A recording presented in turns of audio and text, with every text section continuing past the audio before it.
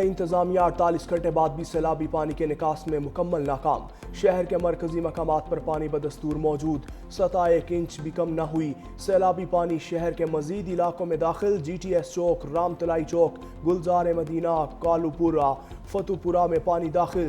Children park, Faisal get, تمبل چوک، فوارہ چوک، جناح road, غریب پورہ، شیشے والا دروازے میں 3 فٹ پانی موجود۔ تعلیمی ادارے دوسرے روز بھی بند۔ پنجاب حکومت کا شہر میں سیلابی صورتحال کا نوٹس، بارشی پانی نکالنے کے لیے ہنگامی بنیادوں پر برساتی نالے کی تعمیر شروع کر دی۔ شہریوں کا غفلت کے مرتکب سرکاری افسران کے خلاف کارروائی کا مطالبہ۔ پانی اتنا گجرات میں ہم نے پہلے کبھی بھی نہیں دیکھا، صرف نیوز پہ دیکھا تھا سیلاب کا، اور لیکن گجرات کے شہری اس ٹائم بہت ہی مشکلات میں ہیں، اور پانی بڑھتا جا رہا ہے کافی اور اس ٹائم شاپ پہ بھی جانا مشکل ہے۔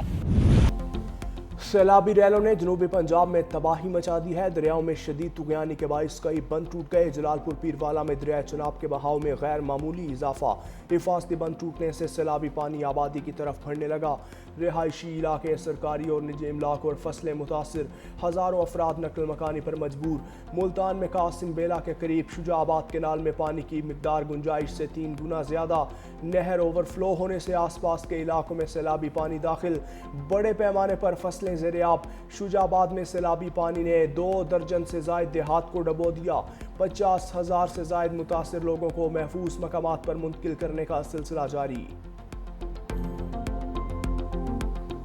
پنجاب کے دریاؤں کا سیلابی ریلا آج پنجنت کے مقام پر پہنچے گا۔ اونچے درجے کے سیلاب کا الرٹ جاری۔ پانی کا بہاؤ 3,10,479 کیوسک ہو گیا۔ علی پور میں نشیبی علاقے زیر آب، علاقہ مکینوں کی نقل مکانی۔ سیلابی ریلا 48 گھنٹوں میں گڈو بیراج پہنچے گا۔ امکان، صوبہ سندھ میں مختلف بیراجز پر پانی کی سطح میں اضافے کا سلسلہ جاری۔ گڈو اور سکر بیراج پر نچلے درجے کا سیلاب ہے۔ گڈو بیراج پر پانی کا بہاؤ 3,59,577 کیوسک، سکر بیراج پر 3,31,155 کیوسک ریکارڈ۔ کوٹری بیراج پر پانی کا بہاؤ 2,33,636 کیوسک ہو گیا۔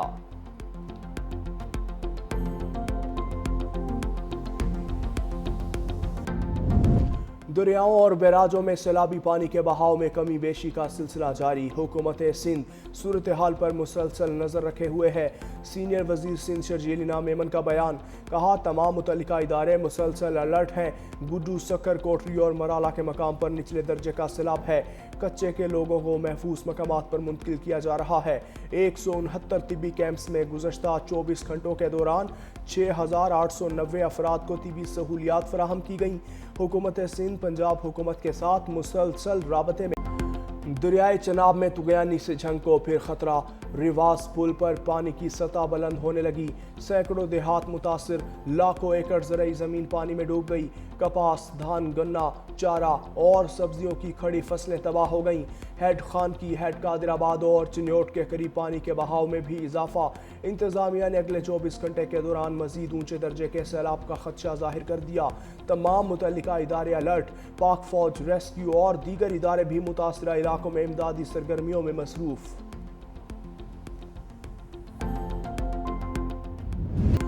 بھارت کی جانب سے اضافی پانی چھوڑنے پر دریائے راوی میں بھی صورتحال تشویشناک۔ ہیڈ سدنائی پر انتہائی اونچے درجے کا سیلاب۔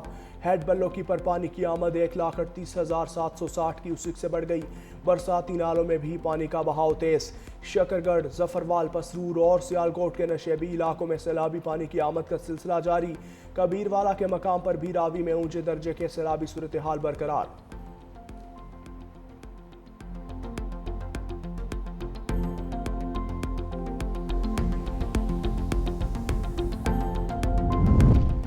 پاکستان میں چینی باشندوں کی سیکیورٹی اولین ترجیح، کوئی سمجھوتہ نہیں کریں گے۔ وزیر اعظم شہباز شریف چین کے کامیاب دورے کے بعد وطن واپس پہنچ گئے۔ چین اور پاکستان کا دہشت گردی کے خاتمے کے لیے مل کر کام کرنے کا عزم۔ سی پیک فیز 2 کے لیے مشترکہ حکمت عملی پر کام جاری رکھنے پر اتفاق۔ 5 نئے کوریڈورز کی ترقی پر بھی اتفاق۔ پاک اور چین کے درمیان مختلف شعبوں میں 21 مفاہمتی یادداشتوں پر دستخط۔ مفاہمتی یادداشتوں اور معاہدوں کے تحت 4.2 ارب ڈالر کی سرمایہ کاری ہوگی۔ وزیر اعظم نے کہا، ہم سی پیک 2 کی لانچنگ کے لیے تیار ہیں۔ سی پیک کی بدولت پاکستان میں 3 سال میں توانائی بحران پر قابو پا لیا گیا۔ بزنس ٹو بزنس کانفرنس 2 طرفہ مضبوطی کی عکاس ہے۔ جلد چینی مارکیٹ میں پانڈا بونڈز متعارف کروائیں گے۔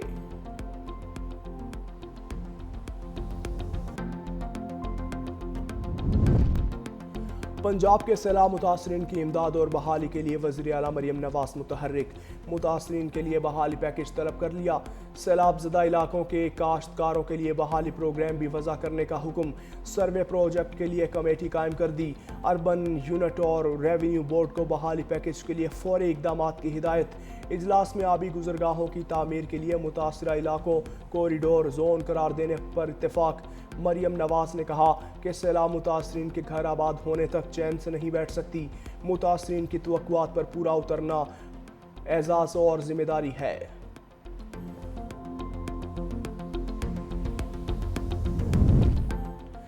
چیئرمین پیپلز پارٹی بلاول بھٹو زرداری آج سے پنجاب کے سیلاب زدہ علاقوں کا دورہ کریں گے۔ بلاول بھٹو سب سے پہلے قصور کا دورہ کریں گے۔ چیئرمین پیپلز پارٹی چنیوٹ، مظفر گڑھ اور ملتان بھی جائیں گے۔ پنجاب کا دورہ مکمل کرنے کے بعد بلاول بھٹو سکھر جائیں گے۔ بلاول بھٹو سکھر، بیراج اور کچے کے علاقوں کا دورہ کر کے سیلابی صورتحال کا جائزہ لیں گے۔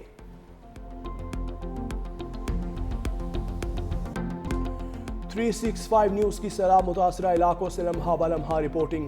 نارووال، قصور، جھنگ سمیت ہر سیلاب متاثرہ علاقے میں بنی متاثرین کی آواز۔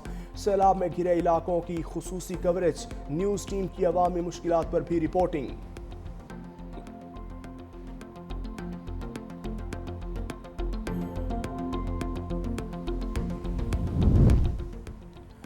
مغربی ہوائیں بھی بارشیں برسانے کے لیے تیار ہیں۔ محکمہ موسمیات نے 7 سے 9 ستمبر کے دوران شدید بارشوں کی پیشگوئی کر دی۔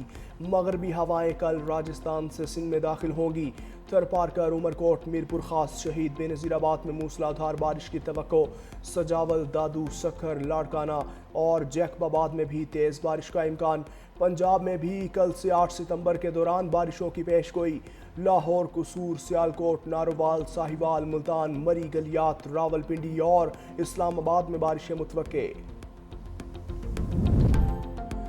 راول ڈیم میں ایک بار پھر پانی کی سطح 1752 فٹ تک پہنچ گئی۔ سپل ویز دوبارہ کھول دیے گئے۔ این ڈی ایم اے نے راول ڈیم کے نشیبی علاقوں میں رہنے والے افراد کو محتاط رہنے کا الرٹ جاری کر دیا۔ شہریوں کو پانی کی گزرگاہوں سے دور رہنے کی ہدایت۔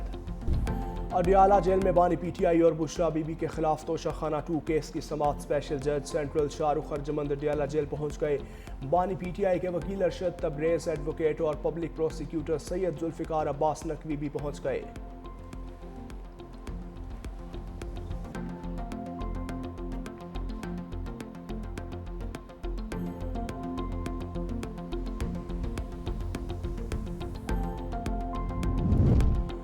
D G I S P R lieutenant general Ahmed Sharif Chaudhry کا مری کے مختلف تعلیمی اداروں کا دورہ۔ خصوصی نشست میں army public school, convent Jesus and میری اور پریپنٹیشن کانوینٹ کے طلباء کی شرکت۔ طلباء نے کہا، پاک فوج ہم سے ہے اور ہم پاک فوج سے۔ وطن دشمن عناصر جتنی بھی کوشش کر لیں، نوجوان نسل کو اپنی افواج سے دور نہیں کر سکتے۔ وطن دشمنوں کی ہر میلی آنکھ کے خلاف ہم پاک افواج کے ساتھ کھڑے ہیں۔ اسکردو کے سیاحتی مقام دیوسائی میں گلوکارہ قرۃ العین بلوچ پر ریچھ نے حملہ کر دیا۔ ریچھ کے ناخن بازوؤں پر لگنے سے گلوکارہ زخمی۔ مقامی افراد نے اسکردو اسپتال منتقل کیا۔ طبی امداد کے بعد قرۃ العین بلوچ کو ڈسچارج کر دیا۔ قرۃ العین بلوچ حالیہ بارشوں اور سیلاب سے متاثرہ افراد کے لیے امدادی سامان لے کر بلتستان پہنچی تھیں۔